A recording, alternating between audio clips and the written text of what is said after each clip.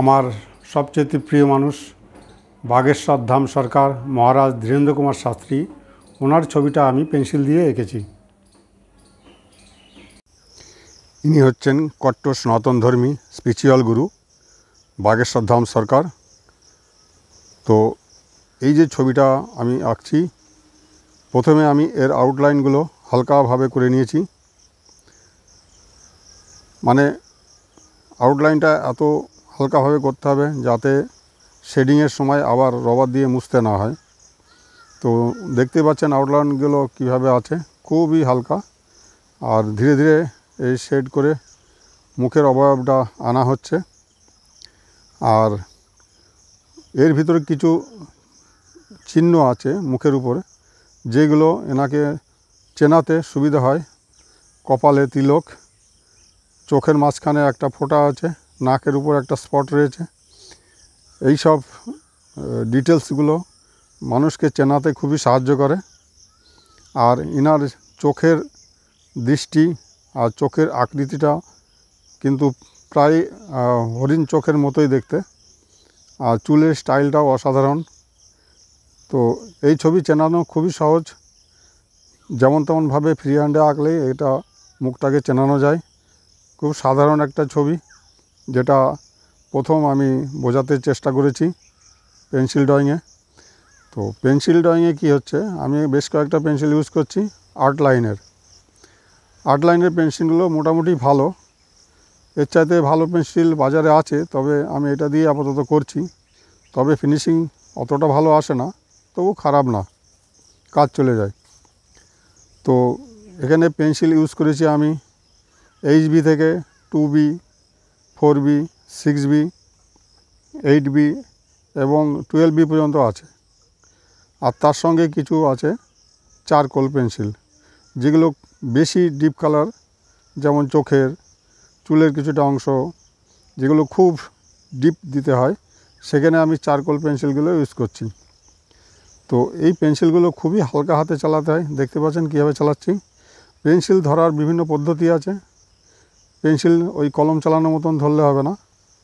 কোথাও কোথাও যেখানে খুব ফাস্ট টানতে হয়, সেখানে দেখতে পাচ্ছেন আঙুলের পজিশনটা কীরকম আছে। এখানে আমি ব্লাইন্ডার দিয়ে ইউজ করছি, যে সাদা রঙের দেখতে পাচ্ছেন, এটা ব্লাইন্ডার দিয়ে আমি পেন্সিলের দাগগুলোকে আমি মসৃণ করছি, যাতে পেন্সিল বোঝা না যায়, ন্যাচারাল লাগে।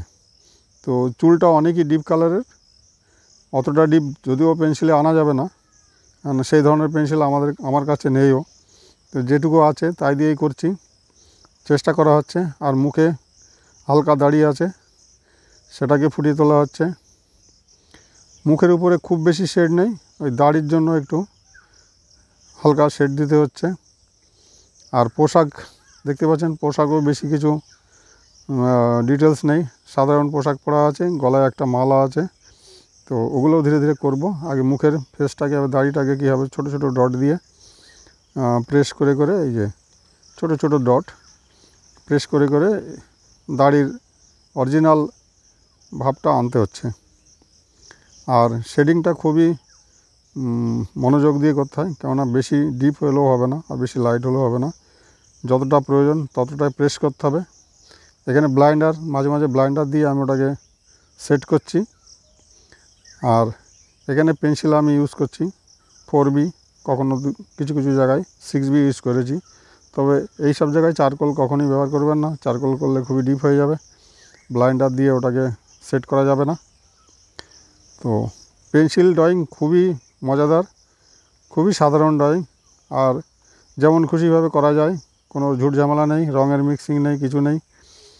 শুধু পেন্সিল চালানোর পদ্ধতিটা জানতে হবে। পেন্সিলের ড্রয়িং এত সুন্দর লাগে, আগেকার যেমন ব্ল্যাক অ্যান্ড হোয়াইট সিনেমা দেখতাম, ঠিক হুবহু সেরকমই করা যায়। খুবই সূক্ষ্ম মাপের কাজ করা যায় পেন্সিল দিয়ে। সেটা ছবি কি পেন্সিলে আঁকা কখনোই বোঝা যাবে না, সেরকম আঁকা যায়, কিন্তু অনেক সময় লাগে, সেগুলো ধীরে ধীরে করতে হয়। তবে অতটা ডিটেলে আমি যাচ্ছি না, আমার সাধ্য অনুসারে আমি চেষ্টা করছি আপনাদের বোঝানোর। তো যারা ছবি আঁকতে ইচ্ছুক, তারা আমার চ্যানেলটাকে ফলো করুন, দেখুন, পুরো ভিডিও দেখুন, অনেক কিছু বুঝতে পারবেন। খুবই সাধারণভাবে আমি দেখাচ্ছি, খুবই সিম্পল ড্রয়িং, কোনো মাস্টারের প্রয়োজন নেই। এগুলো ফলো করলেই অনায়াসে আঁকা শেখা যায়। আঁকা তো হাতের মধ্যে নয়, আঁকা হচ্ছে মাথার ভিতরে। মাথায় যে চিন্তাভাবনা করবেন সেটাই হাত দিয়ে প্রকাশ পায়। ড্রয়িং থাকে মাথার ভিতরে, শুধু হাতটা পরিচালনা করা হয়, সেটা ব্রেনের মাধ্যমে। যাই হোক, এখন পোশাকের উপরেও তেমন কিছু নেই। গলায় একটা গামছা আছে, আর কণ্ঠে দেখছেন একটা কাঠের মালা রয়েছে, তুলসী মালা। সেটাকেও আস্তে আস্তে ডিটেলে আনবো। তো মুখের উপর কাজ এখনও কিছুটা রয়েছে, বারবার দেখতে হচ্ছে। হালকা হালকা করে প্রথমে শেড দিচ্ছি, আবার প্রয়োজন মতো সেটাকে আবার ডেপথ আনা হচ্ছে ধীরে ধীরে। প্রথমেই ডেপথ আনলে হবে না, তাহলে আবার রবার দিয়ে করতে হবে, সেগুলো ফিনিশিং আসবে না। তো অতটাই পেন্সিল ঘষতে হবে যতটা প্রয়োজন। ডিপ প্রথম থেকে কখনোই আমি ডিপ করব না। আর লাইনিংগুলো যাতে ঠিক থাকে সেইভাবে হাত চালানো হচ্ছে। বডির সাথে মুখের যে একটা সেপারেট লাইন দেখতে পাচ্ছেন নিচে সাদা রঙের, ওটা যাতে মিশে না যায়, তাহলে মুখটা আলাদা বোঝা যাবে না, সেটা লক্ষ্য রাখতে হবে। আমি চেষ্টা করি সব সময় যেখানে হাইলাইটগুলো আছে সেগুলো কাগজ ছেড়ে রাখা। হাইলাইটগুলো কাগজ ছেড়ে রাখলে সেগুলো খুব ন্যাচারাল লাগে। অনেকে এখানে আবার গ্লাস মার্কিং সাদা পেন্সিল দিয়েও টোন দেয়, সেটা আমি করি না। সেটা অত ন্যাচারাল হয় না।